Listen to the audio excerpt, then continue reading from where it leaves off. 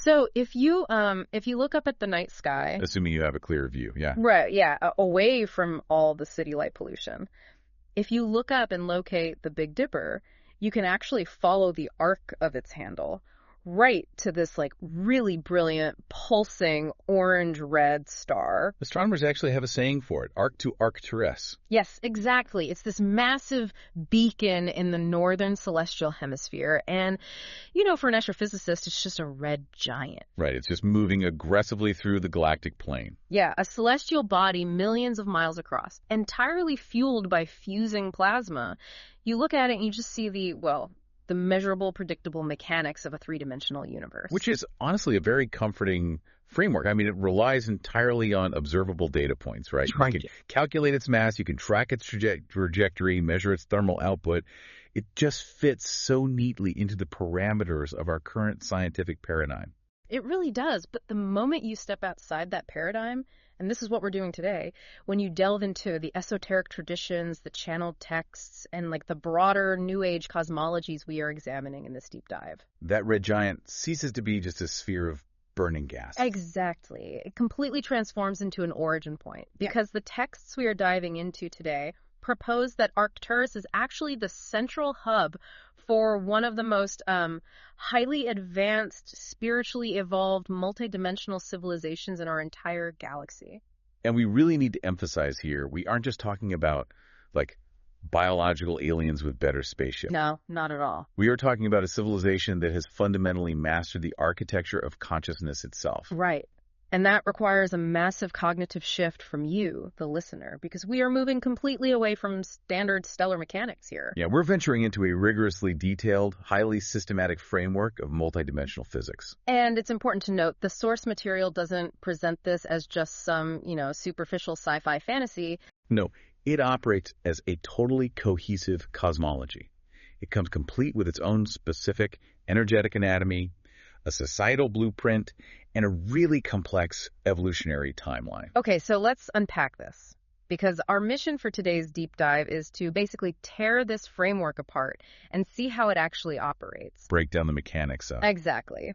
If you are listening to this, you're likely already somewhat familiar with the broader strokes of esoteric philosophy, or at least you're insanely curious about it. But we are going way beyond the surface level summaries today. Or get into the weeds. We really are. We're going to extract the core mechanics of how the Arcturians actually function within this 5D cosmology. We'll examine the deeply psychological implications of their societal structures, and most importantly, we want to dissect the highly technical, energetic healing modalities they supposedly offer humanity. Right, because we want to understand the actual why and the how behind these huge claims. Exactly. Which means we need to immediately address, the foundational premise of their whole existence. You really cannot understand their healing technologies or their societal structure without first wrestling with the multidimensional physics that governs their reality. Yeah, because the sources consistently anchor the Arcturians in the fifth dimension, or even higher. Right. And for this audience, we don't need to retread the basic definitions of density and frequency. We know that in this specific context, moving from 3D to 5D isn't about stepping through some sci-fi portal into a parallel universe. Oh, it's an acceleration of base frequency. Right. But I want to explore what that acceleration actually looks like in practice, because the sources describe operating in the fifth dimension as a state where the matter of reality becomes so refined that it literally responds instantaneously to consciousness. And what's really fascinating here is the sheer lack of friction in that environment. Friction, yeah, that's a great way to put it. Because if you think about it, in a 3D reality, friction is basically the defining characteristic of our existence. Oh, totally. Everything is friction. Right. There is physical friction, temporal friction, emotional friction. If you want to build a structure here, you have to move dense matter through linear time. Spending heavy physical energy. Exactly. And even if you just want to communicate a complex idea, you have to compress it into the crude linear friction of spoken language and just hope the receiver decodes it accurately. Which they usually don't. Right. But in the 5D framework described in these texts, that friction is just virtually eliminated. The frequency is so incredibly high that thought and manifestation occur almost simultaneously. It makes me think of, the classic video game analogy, Yeah. But I want to push it further than just saying 3D is the character and 5D is the programmer. Okay, where are you going with it? Think about the actual rendering engine of the game itself. Like in a 3D reality, you are an avatar bound by the game's physics engine. You have to walk down the digital hallway. You can't just walk through the digital wall. Right, your perception is completely locked to the camera angle of the avatar. Exactly. But a 5D consciousness doesn't just see the code. They are interacting with the game's memory allocation in real time. Oh, wow. Yeah, so they aren't walking down the hallway. They are instantaneously rearranging the architectural assets of the hallway because their consciousness operates at the exact same frequency as the underlying rendering engine. That is a brilliant way to phrase it.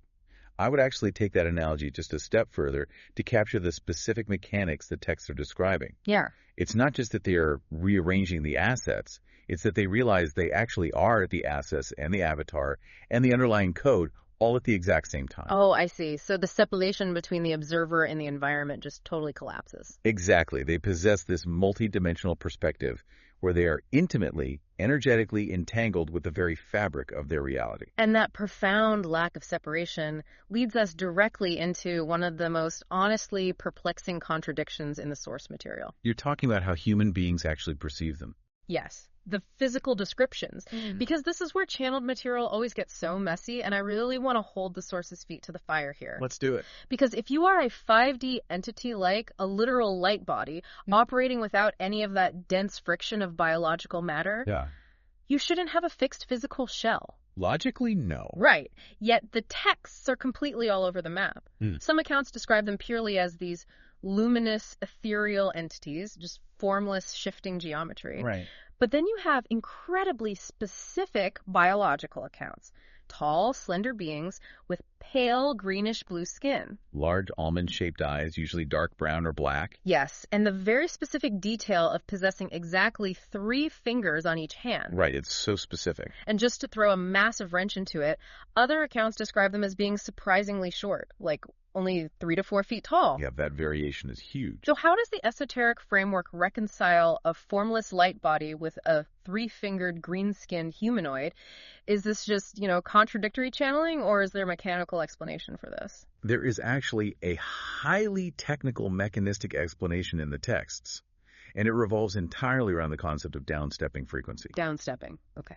Yeah. Think about it. If a pure 5D consciousness needs to interface with a 3D human consciousness, there is just a fundamental incompatibility in bandwidth. Right. The human neurological system and our visual cortex simply cannot process the raw data of a 5D light body. Because our hardware isn't built for it. Exactly. It would literally be like trying to run a modern supercomputer operating system on a microchip from 1985. The hardware would just fry. It would overload. So to prevent that, the Arcturian consciousness must intentionally lower or downstep its frequency to become perceivable to us. Ah, okay. So they are essentially building a temporary lower resolution avatar just to make the connection. Partially, yes. But the creation of that avatar is actually a collaborative process with the human receiver's brain. Wait, really? The human brain helps build it? Yes. When that downstepped energetic frequency hits the human visual cortex, the human brain essentially panics. It is receiving data. It has absolutely no organic framework to process. Oh, that makes so much sense. So the brain frantically rummages through its own archetypal, cultural, and psychological databases to construct a rendering of that energy that it can actually comprehend. This is a massive point. You were saying the human brain is the rendering engine here. Yes. The Arcturian provides the raw, downstepped energy, and the human observer's subconscious basically dresses it up in a costume that makes sense to them. Precisely.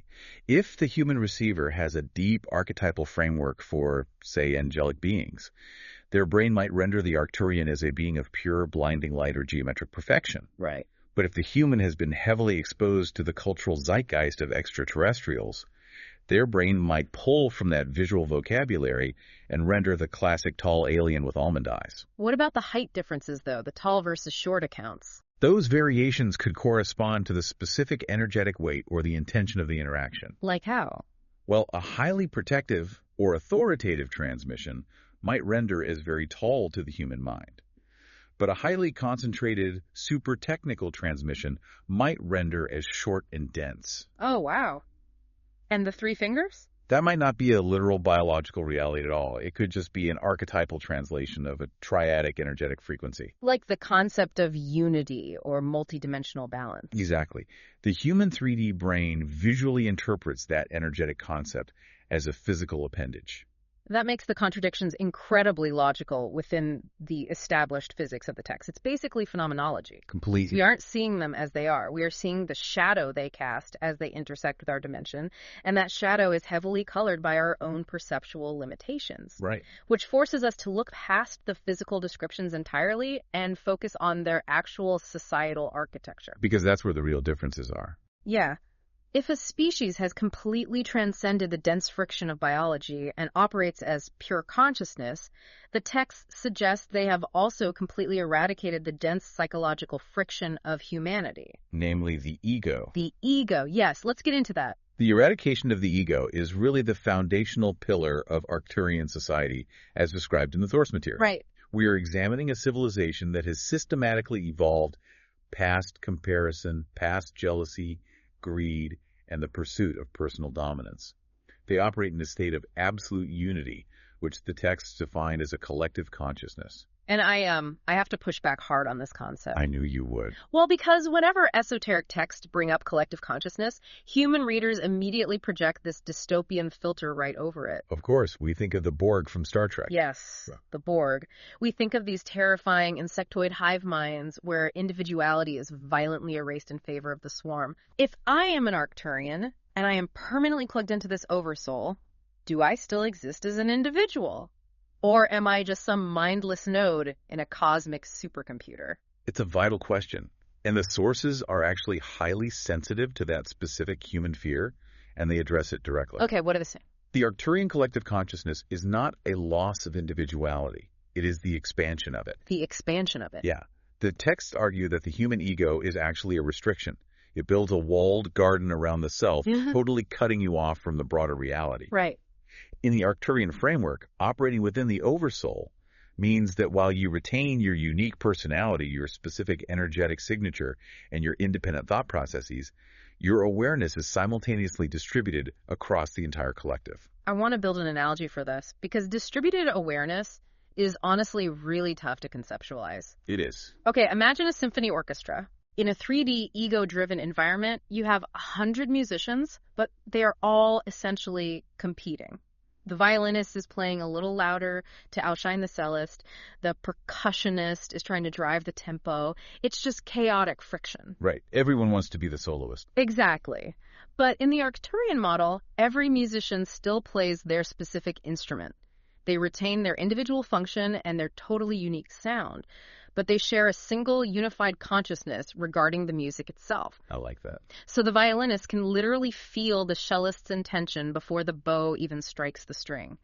There is absolutely no competition because the individual's greatest joy is just the flawless execution of the collective symphony. That captures the essence perfectly. They don't sacrifice the self, they surrender the friction of the self. Surrender the friction. I love that. And because that friction is completely gone, their governance structure is radically different from ours. I mean, they wouldn't need politicians, right? Yeah, exactly. No politicians, no laws, no enforcement mechanisms.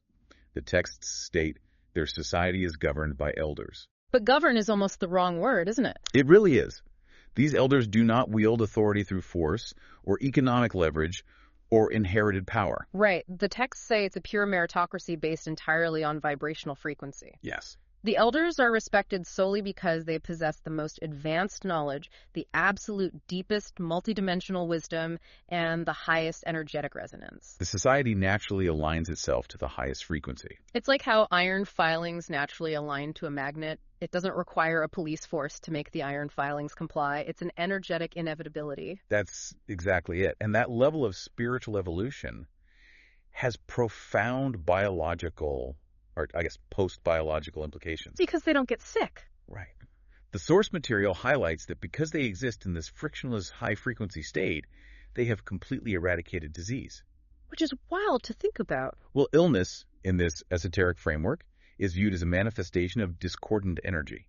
It's blockages or dense emotional trauma manifesting physically. Real. So, because the Arcturians process energy perfectly and hold absolutely no egoic trauma, A low-frequency distortion, like a virus or cellular decay, literally cannot anchor into their multidimensional anatomy. And that extends directly to the concept of aging, too. Yes. The texts state they simply do not age. They exist at an optimal energetic peak indefinitely, and when they are finished with an incarnation, they don't slowly decay over decades. They simply make a conscious choice to terminate the projection and transition their energy elsewhere. Which fundamentally alters their entire relationship with time and urgency. Oh, so? Think about human society. It's completely built on the panic of mortality. All right. We rush to accumulate wealth, we build legacies, we reproduce, all because the clock is ticking. We have an expiration date. Exactly. But an Arcturian society, completely free from cellular degradation, can pursue these massive long-term cosmic projects. They can engage in deep observation and infant learning without any of that neurotic pressure. Speaking of biological pressures, there is one highly specific detail in the source text that I found absolutely fascinating. The food thing. Yes, because it highlights the sheer efficiency of their existence.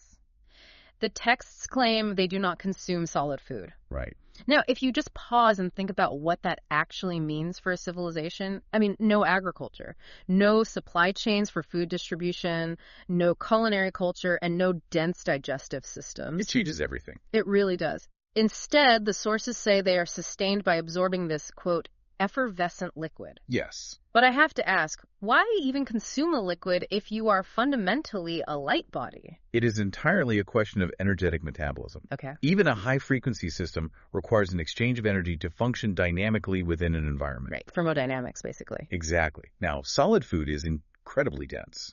To process solid food, a body must divert massive amounts of energy just toward breaking down complex molecular structures. Extracting the usable fuel and expelling the waste? Heavy toxic waste, yeah.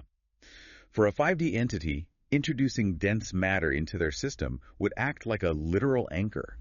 You would artificially lower their vibrational frequency. So what is the liquid then? The effervescent liquid described in the texts likely isn't a beverage as we understand it.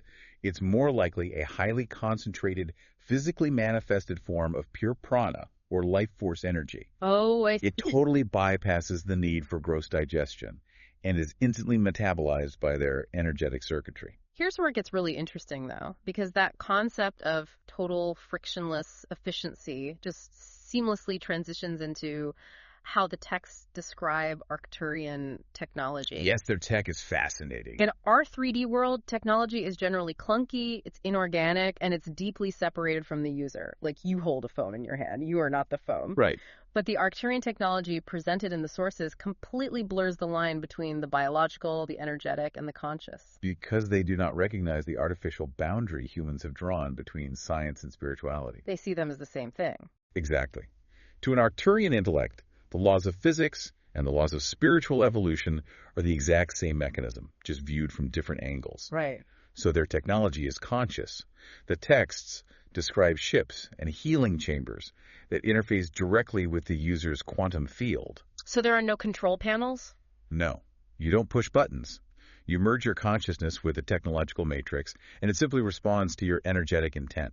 Which is most clearly illustrated in their primary method of communication, which is telepathy. Yeah. But we really need to define what telepathy actually means in this 5D framework, because it isn't just hearing someone's voice inside your head. No, there would still be linear verbal friction. Exactly. Verbal language is incredibly slow and highly prone to misinterpretation. If I want to explain a complex philosophical concept to you right now, I have to find the right words. String them together over several minutes. And just hope that your internal definitions of those exact words match mine. Which is a huge gamble. Right. But Arcturian telepathy is instantaneous holographic data transmission. Holographic data transmission. Yes. They can transmit a complex, multidimensional concept, the complete historical context behind it, and the precise emotional resonance associated with it entirely in a fraction of a millisecond. It's the ultimate zip file. Exactly. Like, if I want to convey to you the profound sorrow and simultaneous beauty of a dying star, I don't sit down and write you a poem. I instantaneously overlay my exact neuroenergetic state onto yours, and you literally become the experience of that realization for a microsecond. You just know it. You just know it. And the sources pair this telepathy with a sensory capability they call clairsentience and subtle vision.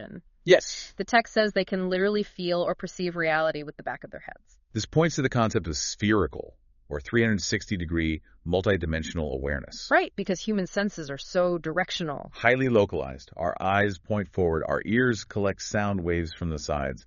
We are constantly blind to the vast majority of our environment. We only see a slice of it. Right. But clairsentience translates to clear feeling. The Arcturians do not rely on localized sensory organs to construct a model of reality. Their whole body is the organ. Exactly. Their entire energetic field acts as a massive receptor. They empathically and energetically process the vibrational state of their entire surrounding environment simultaneously. Wow. So they don't just see a room. They feel the atomic vibration of the walls, the emotional residue left by previous occupants, and the overarching energetic geometry of the space all at once. Okay, so let's consolidate what we've unpacked so far, because it's a lot. It is. We have a civilization existing in a frictionless 5D state, completely devoid of ego, governed by vibrational meritocracy, completely immune to disease and aging, operating conscious technology, and communicating through holographic empathic data transfer. It sounds deeply utopian. It really does.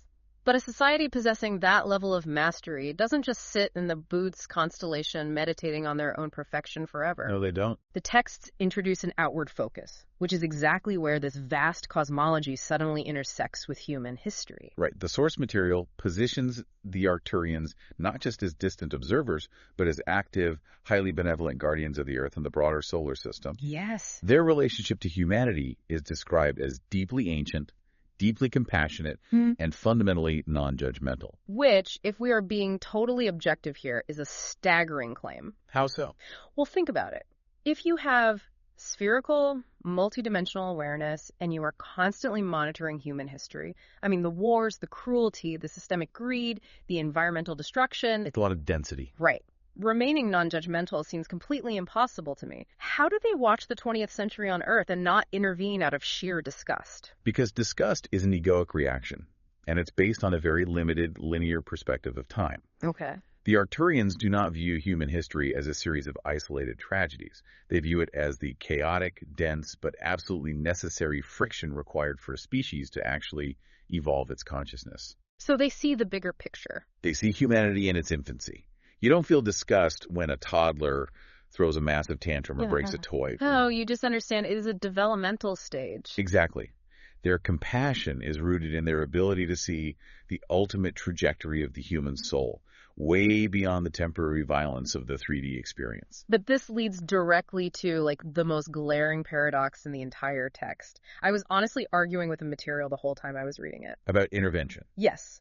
If they are these ultimate master healers, and if they possess conscious technology that can eradicate disease and rewrite energetic fields, and if they truly possess this boundless compassion for our suffering, why the secrecy? Right. Why don't they just decloak a massive ship over the United Nations, distribute the effervescent liquid, instantly telepath, download the solutions to zero-point energy and quantum healing into every scientist's brain, and just fix the planet? You were bumping right up against the absolute core tenet of their interaction with lower dimensional species. The non-interference clause. The strict, inviolable law of non-interference, yes. It's basically the prime directive, but applied to spiritual physics instead of just galactic diplomacy. It goes way deeper than galactic diplomacy. To the Arcturians, free will is not some political right. It is the fundamental mechanical engine of spiritual evolution. Oh, I see. If a 5D civilization violently interrupts the natural developmental friction of a 3D species, even to save them, they literally short-circuit the evolutionary process. Right, because if they cure all our diseases and stop all our wars for us, we don't actually learn the mechanisms of harmony. No, we just become entirely dependent on an external savior. We'd be skipping straight to the final boss of the video game without having learned any of the actual mechanics required to survive the level. Exactly. We'd have the technology of gods, but the emotional maturity of toddlers, which is a recipe for absolute cosmic disaster. Precisely. Therefore, their interventions are highly calculated and extremely subtle. But they do intervene sometimes, right? The texts claim they only intervene directly with brute force if a species is on the verge of initiating a universe-altering destructive event that would violate the free will of other systems. Like what? Such as complete planetary nuclear annihilation, or certain types of dimensional tearing. Oh, wow. Okay. Otherwise, their methodology is entirely based on offering tools.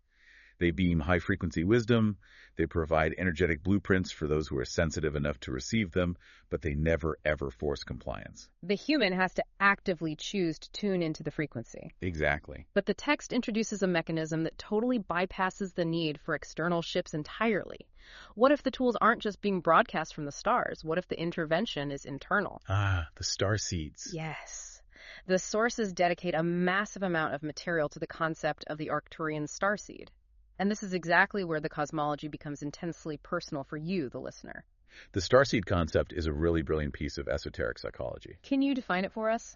A starseed is defined as an Arcturian consciousness, a soul originally forged in that frictionless 5D environment that has willingly volunteered to incarnate directly into a dense 3D human biological vehicle right here on Earth. It's the ultimate undercover operation. It really is. You take a highly evolved, telepathic, egoless consciousness, wipe its conscious memory, and plunge it into a human body navigating a planet that is utterly obsessed with separation, verbal misunderstanding, and conflict. It's a massive sacrifice. And the texts actually provide a very specific diagnostic list of traits for listeners who might resonate with this. Right, the symptoms. They say Arcturian starseeds often experience a relentless, unshakable sense of mission.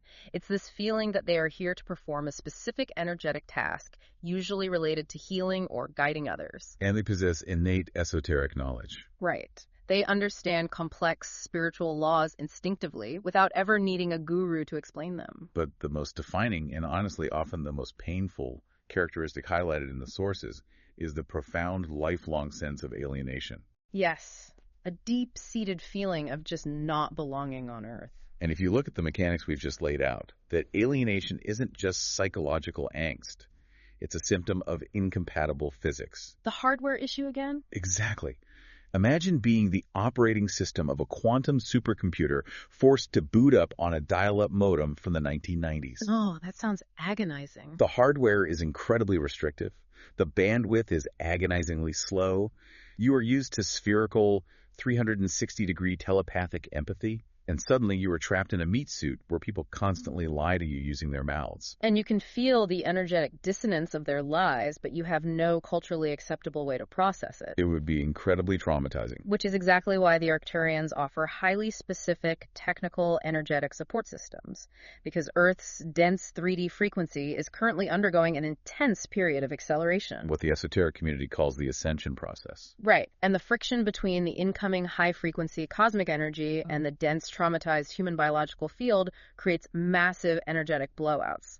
It's too much voltage. Exactly. Starseeds, and honestly any human actively attempting to evolve their consciousness right now, require significant architectural upgrades to their energetic anatomy just to handle the current planetary environment without burning out. And that leads us directly into the laboratory, because the source material outlines two highly technical, deeply complex healing modalities designed to execute these exact upgrades.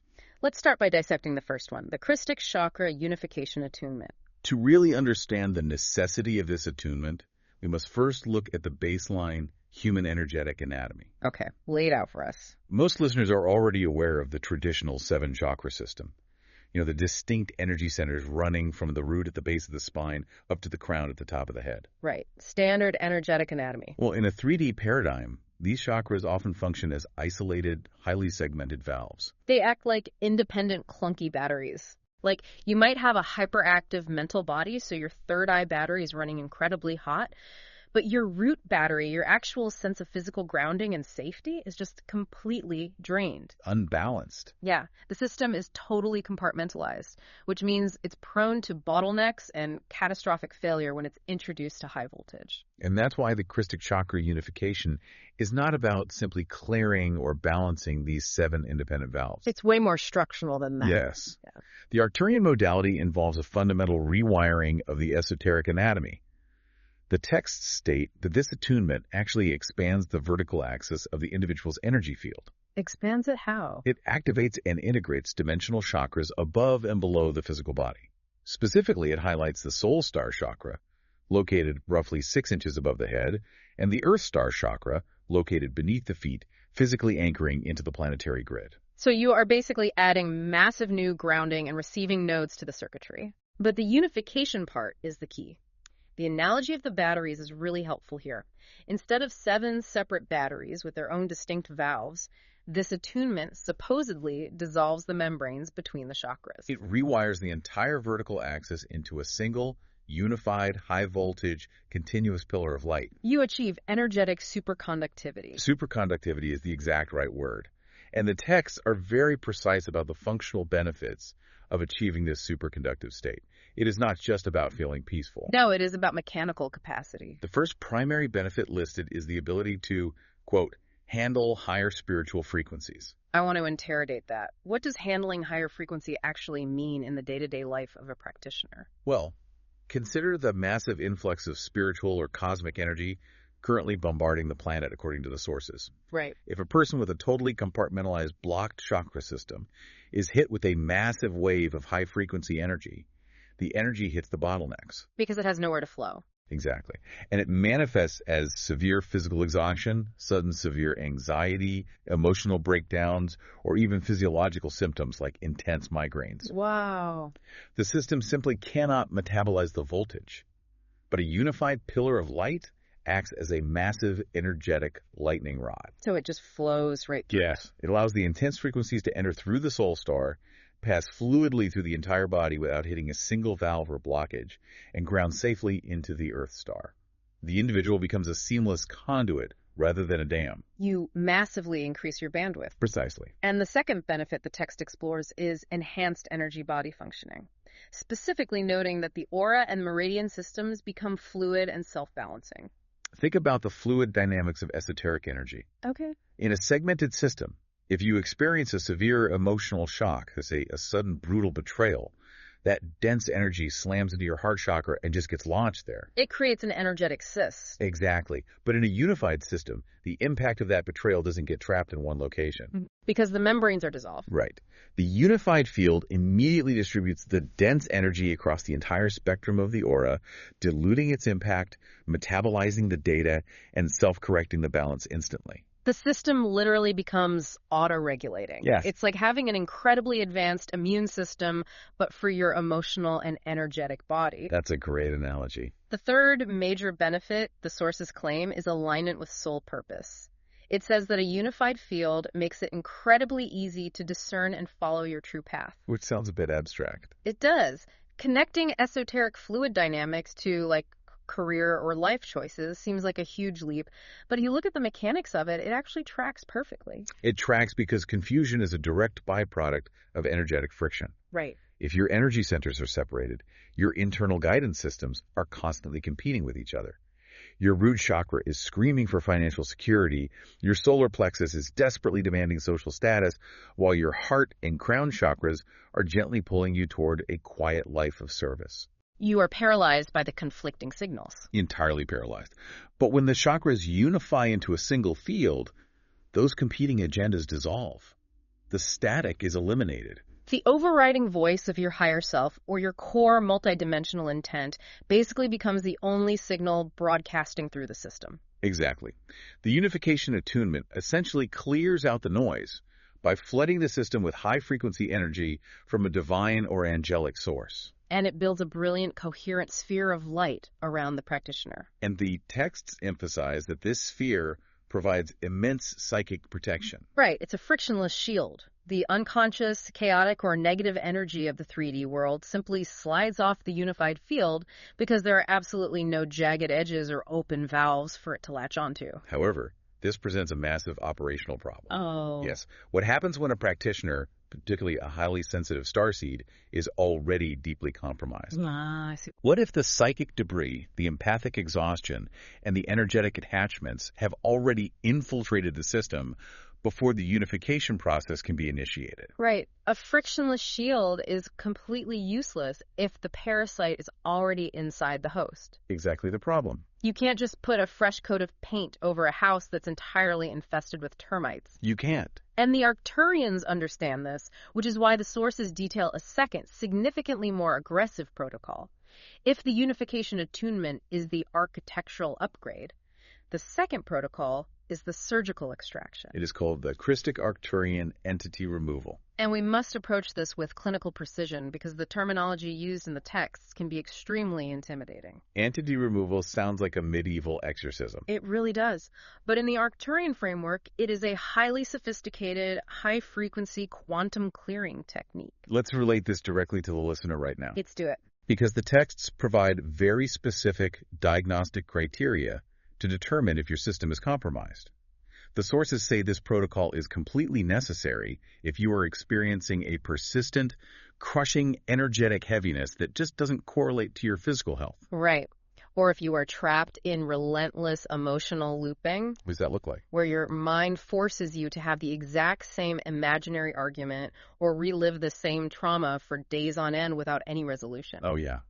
That's a huge sign. Or if you are suffering from catastrophic empath overload, where you literally can't distinguish between your own sadness and the sadness of the person standing next to you in line at the grocery store. All right. Or, most telling of all, if you simply feel not like yourself, like a totally foreign software program is running in the background of your personality, just draining your CPU. The mechanics of the removal process are fascinating because they completely bypass the conscious mind of the subject. Okay, how does it work? The texts describe the practitioner initiating a deep diagnostic scan. But this isn't a scan of the physical body. They are scanning the multidimensional anatomy. The auric layers, the specific frequencies of the chakras. The emotional body and the underlying quantum field itself. They are looking for anomalies. But what exactly constitutes an anomaly in the specific context? What is non-native energetic debris? It can be a multitude of things. It could be the lingering, dense thought forms of other people that the empath has accidentally absorbed. Right. It could be parasitic energetic cords attached by individuals who are unconsciously siphoning the practitioner's life force. Or it could be actual lower vibrational entities. Actual entities? Yeah, consciousness fragments that literally feed on the friction of fear, anxiety, or looping trauma. The scan identifies these foreign installations within the quantum architecture. And once the diagnostic scan locates the malware, the protocol doesn't rely on the practitioner's personal energy to clear it. No, not at all. The text is very specific about the immense esoteric forces called in to execute the extraction. They invoke Arcturian 7D healing teams, they channel the Krystic Christos diamond light, and they activate what the text calls highest self-sovereignty codes. This raises an important question, and it is perhaps the most critical concept in the entire source material. What's that? What does a term like highest self-sovereignty codes actually mean mechanically? It sounds like totally abstract spiritual jargon, but it is the actual linchpin of the Arcturian philosophy. Let's dissect it, because sovereignty implies absolute, unquestionable jurisdiction over a territory. Right. In this case, the territory is your own multidimensional energetic anatomy. Correct. The 7D Arcturian healing teams and the high-frequency diamond light do not act like an energetic vacuum cleaner just sucking out the bad energy. Right, because that would just be treating the symptom. Exactly. Instead, they flood the practitioner's quantum field with a frequency so incredibly high, so mathematically pure, that it dissolves the fundamental distortions in the field itself. The sovereignty code is not a magic spell. It is the original, pristine divine blueprint of your specific soul, exactly as it was constructed before it was corrupted by 3D trauma, ancestral baggage, or parasitic attachments.